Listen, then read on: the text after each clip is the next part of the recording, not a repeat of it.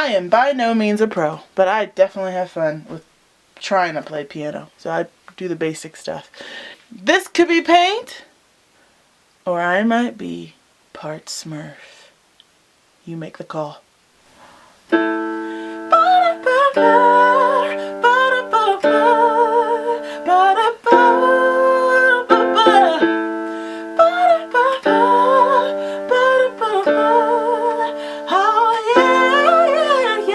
Protein and fats are yum, and we've just begun to be aware of this way of life. Low carbs we have in the kitchen with our goals inside. Oh, if you are depressed, it won't be for long. Once you eat these foods, have faith in you and the things you do. If you go wrong, you've got your family too. Keto family. I got all my viewers with me. Yeah. Keto family. Come on everybody and see. Yeah. Keto family. Yeah, yeah. I got all my viewers. Keto family, yeah.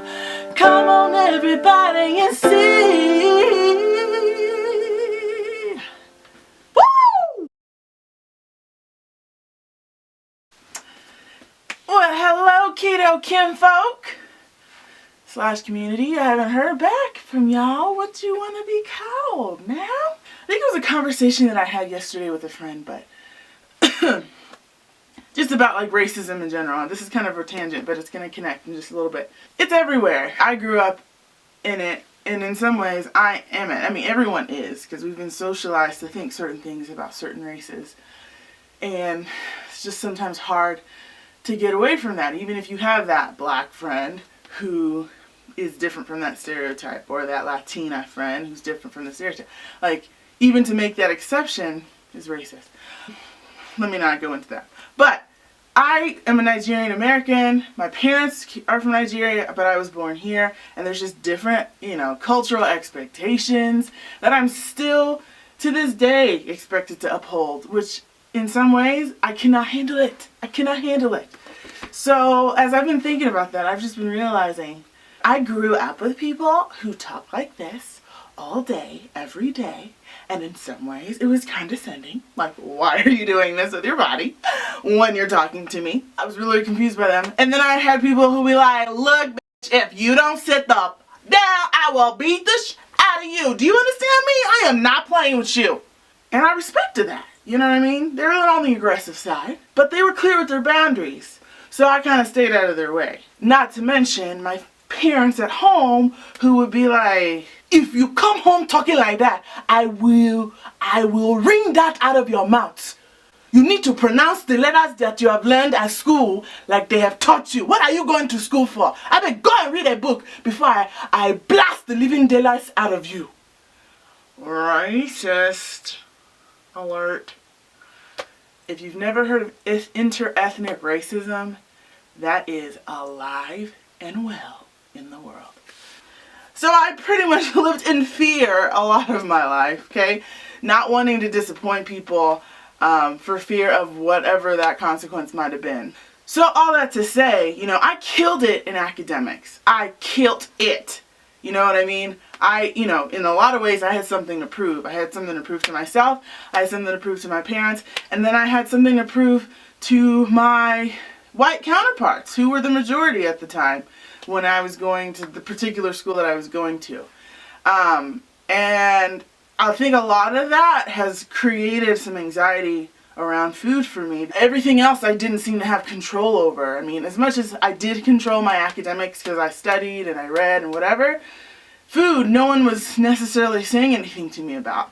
So it was like my dirty little secret. But I've been really doing some hard work recently and just kind of thinking about some sources of things in my life and really trying to get the cause, or at least something I can hold on to, so that I can use my skills that I have learned throughout life to counteract those things. But The good news is I love accents.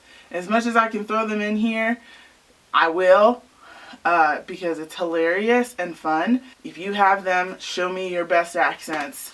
I will try to do the same. I think this is my 10th week now doing this. Lifestyle. Yeah, that word makes me laugh. And I said it last, like 2 videos ago, and I was like, did I really just say that? But I did. When I say it, I really feel like I have to be like of regal caliber. Anyways, when you've eaten as much as I've eaten in my life, and you look at something and you're like, yes, I'll have 8 of those, thank you. No more, no less. You learn what makes food good, okay? And when you are now being conscious of what you're putting in your body, and you're realizing that you can't necessarily, you know, because you have a goal, you can't necessarily keep that up, there's just not going to be a replacement for some of those yummy foods. There's just not. Like, it's just not going to happen. And I've gotten so real with myself with that. I have tried to make cookies, brownies, you know, keto style, and they're just not quite what I'm looking for. Okay? And it's weird because some stuff, like when I make it, it is so good that first day, and I'm like, oh shit, I found it, you know? And then the next day I'm like, what was I thinking? This is not it. No. Yes, the quest might still be on to look for more foods that are similar, but maybe at this point I just need to come up with new favorites. You know, things that are delicious to me that don't have anything to do with my past life. You know, if I find a good surprise that tastes just as good, if not better, than an original dish, I will let you know. But as of right now, ladies and gentlemen, there is no such thing. If you have some suggestions, please put them down below. I will try them. This week, there were donuts in the lounge. I went to a meeting that had weird graham crackers that had PB&J in them. And my friend ate sweet potato fries in front of me yesterday. And she was so sweet. She was like, if I get these, will that make you want to eat them? And I was actually truthful and honest and saying, you know what, no, I'm not hungry for those right now. And whatever, and they smelled really good, but I was like, good.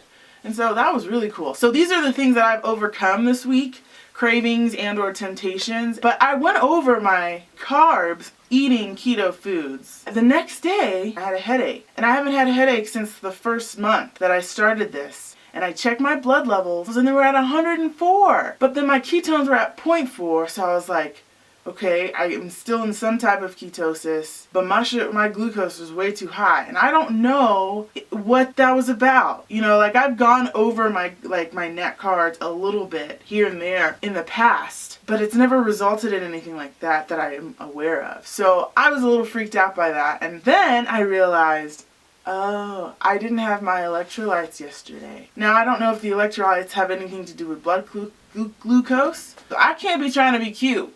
I need to turn my electrolytes on at all times. Like every day I need to have what I need. And the general suggestion that I'm going with is 1,000 milligrams of potassium chloride is what I saw on the Keto Gains website. So I have 500 in the morning and 500 in the afternoon or the evening. And then magnesium, I think it's 300 to 500 milligrams that I'm just doing with 2 capsules. And then that sodium though, I've stayed consistently anywhere from really 2,000 milligrams to like 3,000 milligrams. I'm sure I could do more, but when I ingest that much, I'm fine, sodium wise. So those are like the go-to things that you take. I also take selenium because I read this study about how some people's heart doesn't, like when you're eating keto, it doesn't get enough selenium, and that helps with your heart beating. And I'm like, I'm not trying to die on this. So I have selenium in there just in case.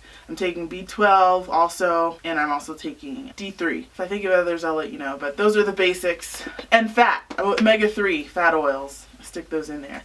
So I did not pack my supplements for the week, and I had some left over, but I ran out, I think, by Wednesday, and I was hurting for it. So do not do that. Please don't. So here's my reminder to be kind to yourself, to be confident in yourself, and be consistent. I'll see you next week.